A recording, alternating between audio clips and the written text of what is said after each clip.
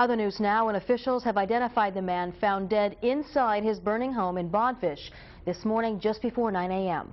But what exactly caused the death of Jonathan James Dorner? Vanessa Herrera is here now with more details. Vanessa? Tonight, investigators are trying to figure out exactly how it happened, and fire officials have some advice for residents. County Fire Department got a call of smoke coming from a house on the 400 block of Alpine Way. Next door neighbor, Roski Gonzalez, recalls some activity at her neighbor's home. But on Saturday, there were a group of them out there on the porch. Although Roski wasn't familiar with her neighbor, she didn't think that was odd.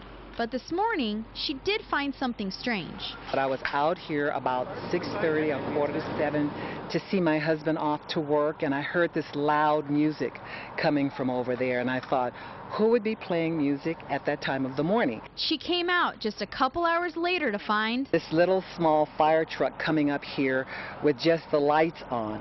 So I proceeded to get off the porch and follow him over, around here.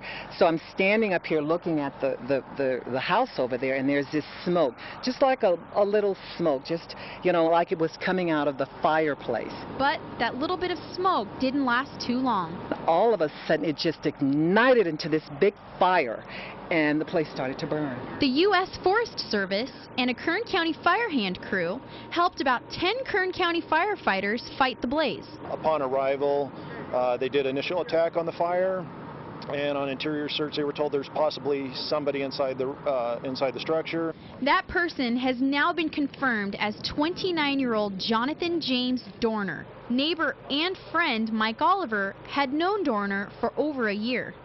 He seemed to be a pretty nice guy. Fire officials say there were no working smoke detectors in the mobile home, but that a sufficient brush clearing around the house prevented the fire from spreading.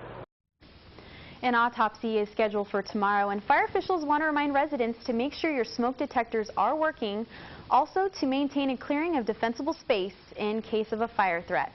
Vanessa Herrera, Eyewitness News. Kurt, back.